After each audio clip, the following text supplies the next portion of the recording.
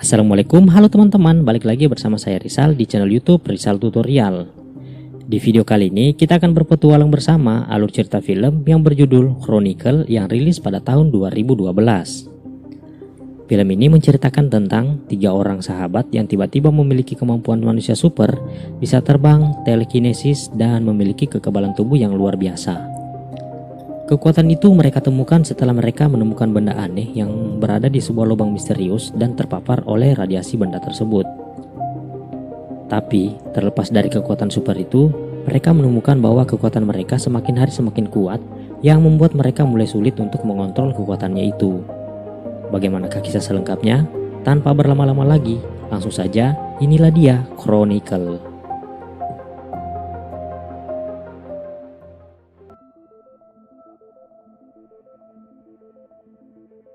Pagi itu terlihat seorang anak remaja bernama Andrew yang sedang mencoba kamera yang baru ia beli.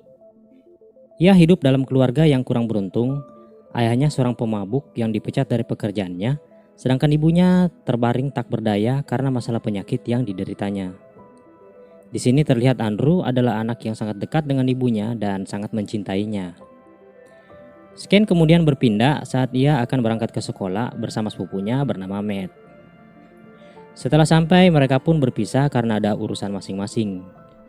Di sekolah, Andrew selalu mendapat perlakuan tidak menyenangkan dari teman-temannya. Saat sampai di sekolah, ia menjadi bahan bulian karena membawa kamera barunya tersebut di sana. Andrew pun tetap berusaha untuk tegar. Dan singkat cerita, rutinitas sekolah pun selesai hingga malam pun tiba. Di rumah, ia sedang bersantai di meja. Namun tiba-tiba ayahnya datang lalu menamparnya karena hanya masalah sepele. Tak lama kemudian, ia pun dijemput oleh Matt untuk pergi ke pesta yang dihadiri oleh anak-anak sekolahnya alias pesta sekolah. Di sana pun ia merekam apa saja yang terlihat, hingga ia pun harus bonyok karena salah seorang remaja mencurigai Andrew sedang merekam pacarnya. Andrew akhirnya keluar dari ruangan pesta dengan sedih sambil membersihkan kameranya. Saat itu tiba-tiba datang salah satu anak bernama Steve. Ia mengajak Andrew untuk ikut bersamanya untuk merekam sebuah fenomena aneh yang ia temukan bersama Matt. Dan benar saja, terlihat sebuah lubang yang cukup dalam dan sangat misterius, di mana saat mereka berteriak ke dalamnya, tiba-tiba ada suara dengungan yang cukup aneh berasal dari bawah sana. Steve dan Matt tanpa pikir panjang langsung masuk ke dalam lubang tersebut. Entah apa yang mereka pikirkan, Andrew pun yang awalnya takut, akhirnya ikut masuk menelusuri lubang tersebut. Setelah berjalan beberapa lama, mereka akhirnya menemukan suatu benda bercahaya dengan bentuk yang aneh. Semakin mereka mendekat, benda tersebut semakin bersinar hingga mengganggu kamera milik Andrew. Tak sampai di situ, saat Steve menyentuhnya, benda tersebut berubah cahayanya menjadi warna merah dan tak berapa lama Steve mengalami mimisan yang disusul oleh Matt dan Andrew. Hingga mereka bertiga pun kabur dari lubang tersebut. Dan singkat cerita, keesokan harinya mereka menyadari bahwa telah terjadi perubahan pada diri mereka. Setelah itu, sebagai permulaan, mereka mulai mengasah kemampuan tersebut, dimulai dengan menggerakkan bola kemana-mana dan menyusun Lego tanpa menyentuhnya sama sekali. Keesokan harinya, mereka mencoba hal yang sedikit gila, dengan menjahili beberapa teman wanitanya yang berada di sekolah.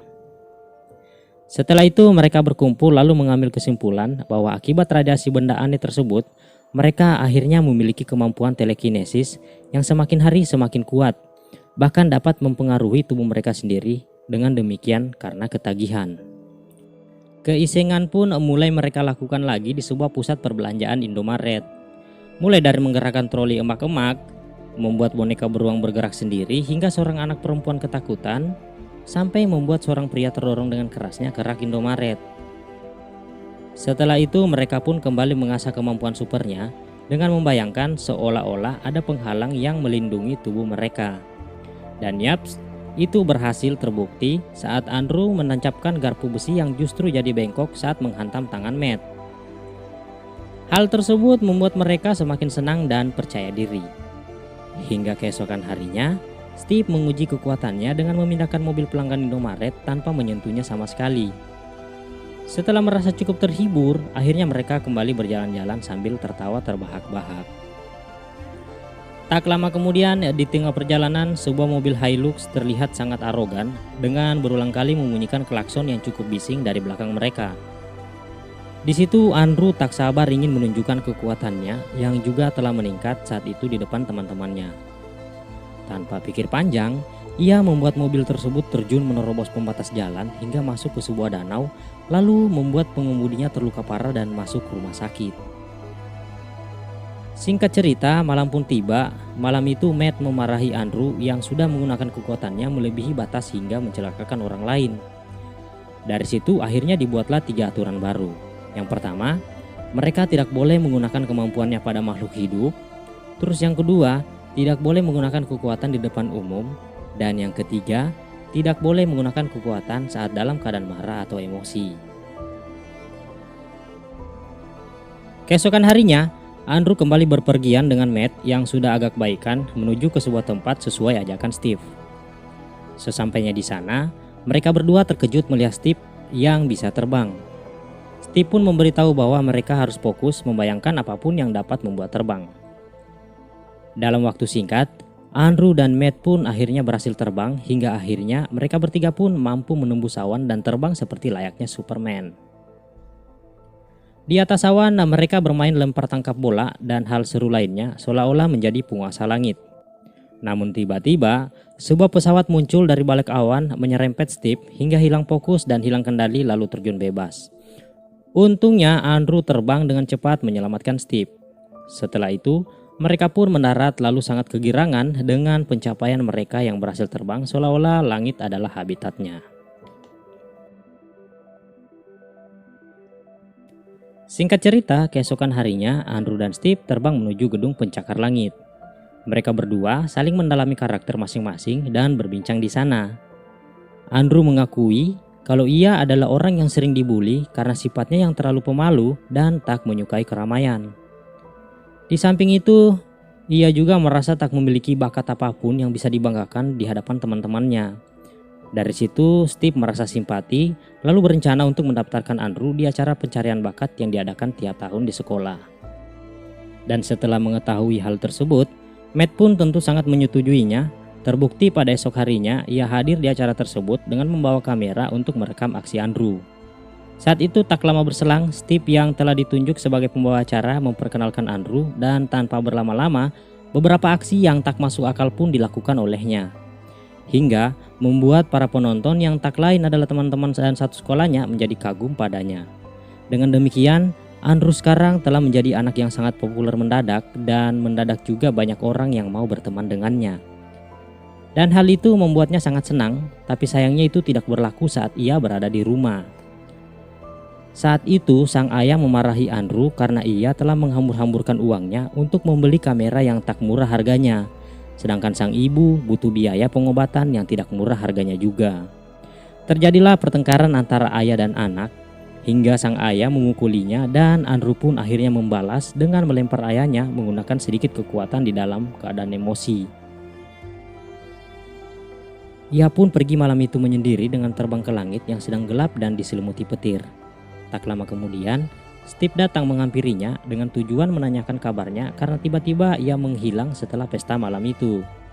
Tapi Andrew yang masih dalam pengaruh amarah menolak ajak bicara oleh Steve dan tanpa sengaja ia menggunakan kekuatan yang mulai tak terkendali hingga menghasilkan kilatan petir yang menyambar Steve. Dan karena sambaran itu Steve pun terjatuh lalu meninggal di tempat. Keesokan harinya setelah proses pemakaman Steve, Matt menanyakan apa yang sebenarnya terjadi. Namun tentu Andrew menyembunyikan semuanya kepada Matt dan menolak untuk menjelaskannya hingga mereka pun kembali berpisah.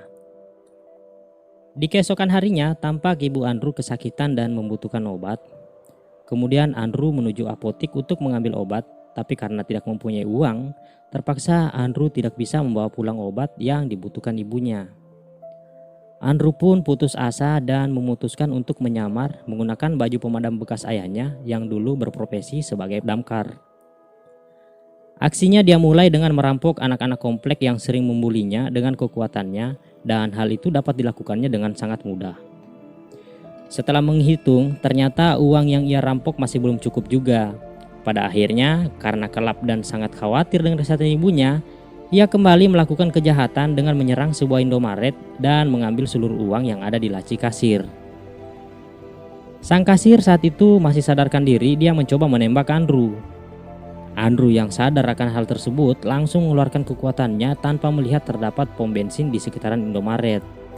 Dengan demikian terjadilah ledakan hebat yang juga mengenai tubuh Andrew dengan api yang sangat membara.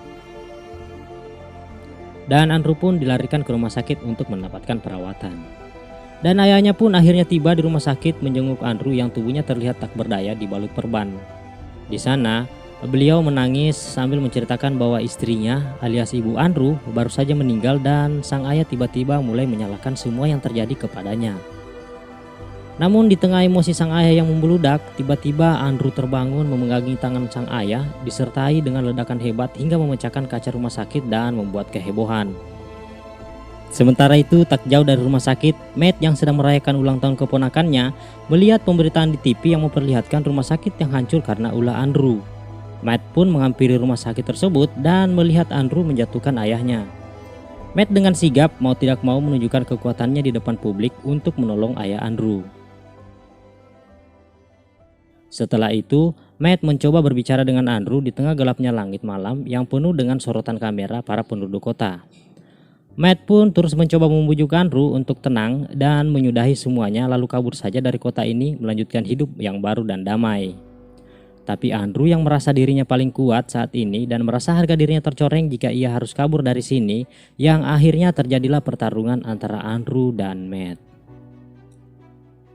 Mereka bertarung dengan cara yang sangat di luar nalar manusia normal dan menghancurkan apapun yang mereka lewati hingga Andrew dan Matt pun kembali ke tengah jalan lalu dikepung polisi. Saat itu, para polisi memberi tembakan peringatan, tapi Andrew justru menyerang para polisi tersebut hingga Matt pun terpental. Namun para polisi tersebut terus berdatangan dan kali ini langsung menembaki Andrew. Ajaibnya, semua peluru pun berhasil ia tahan lalu ia serang balik polisi itu dengan kekuatan supernya. Matt yang melihat dan menyadari bahwa Andrew sudah amat sangat tak terkendali dan membahayakan para penduduk, akhirnya membuat keputusan yang sangat sulit. Matt memutuskan untuk membunuh sahabat karibnya malam itu juga dengan sebuah tombak dari patung yang berada di belakang Andrew. Setelah Andrew tak berdaya, keadaan kota pun mulai kondusif, namun tentu saja Matt akan ditangkap oleh para polisi. Dan saat para polisi tersebut semakin mendekat, Matt langsung terbang dengan cepat menghilang di gelapnya langit malam.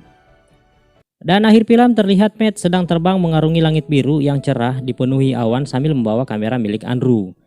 Tak lama kemudian, ia pun tiba di sebuah pegunungan Tibet yang ternyata Matt mengingat bahwa Andrew sangat ingin sekali pergi ke sana. Setelah merekam dirinya seolah sedang berbicara kepada Andrew, Matt pun meninggalkan kamera tersebut di sana dan kembali terbang kemana-mana hatinya senang dan film pun berakhir. Dan oke teman-teman, itulah tadi alur cerita film Chronicle, sehingga pesan yang bisa kita ambil dari film ini adalah sesuatu yang terlihat hebat jika berlebihan endingnya akan menyesalkan. Saya Rizal pamit dan sampai ketemu lagi di alur cerita film selanjutnya. Assalamualaikum warahmatullahi wabarakatuh dan bye-bye.